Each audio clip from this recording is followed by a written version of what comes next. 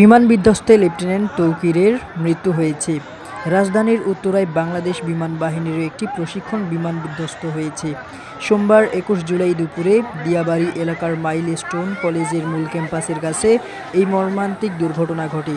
এ ঘটনায় একজন নিহত হয়েছেন, এছাড়াও কমপক্ষে ২৫ জন আহত হয়েছেন।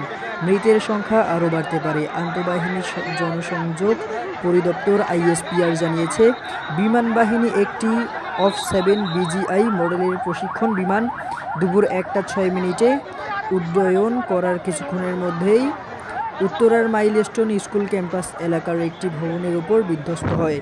দুর্ঘটনার পর আহতদের হাসপাতালে নিয়ে যাওয়া হচ্ছে। আগুন ও ধোঁয়ায় ঘেরা দুর্ঘটনাস্থল। দুর্ঘটনার পরপরই উত্তরাটঙ্গী, পল্লবী, কুর্মিটোলা, মিরপুর ও পূর্বাচল ফায়ার স্টেশন থেকে মোট ৮টি ইউনিট আগুন নিয়ন্ত্রণ ও উদ্ধার তৎপরতায় অংশ নেন। ফায়ার সার্ভিসের নিয়ন্ত্রণ কক্ষের ডিউটি অফিসার লিমা খানম জানান, দুপুর ১টা ১৮ মিনিটে আমরা খবর পাই ৩টি ইউনিট ঘটনাস্থলে পৌঁছে কাজ শুরু করে। আরও ২টি ইউনিট রাস্তায় রয়েছে। দুর্ঘটনার খবর ছড়িয়ে পড়ার সঙ্গে সঙ্গে সামাজিক যোগাযোগ মাধ্যমে বিভিন্ন ভিডিও ফুটেজ ভাইরাল হতে থাকে।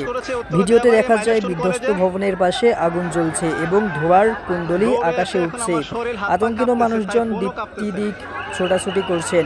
মাইলস্টোন কলেজের কর্মকর্তা মিজানুর রহমান সংবাদ মাধ্যমকে জানান, বিমান বিধ্বস্তের ফলে আমাদের কলেজ ভবনের অনেক ক্ষতি হয়েছে, বেশ কয়েকজন আহত হয়েছেন বলে জেনেছি।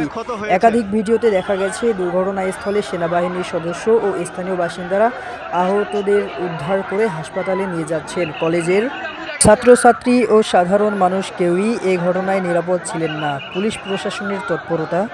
ঢাকা মহানগর পুলিশের উত্তরা বিভাগের উপপুলিশ কমিশনার মহিদুল ইসলাম সংবাদ মাধ্যমকে বলেন, আমি খবর পেয়েই চলে এসেছি, ঘটনাস্থলে যাচ্ছি এবং পরিস্থিতি পর্যবেক্ষণ করছি।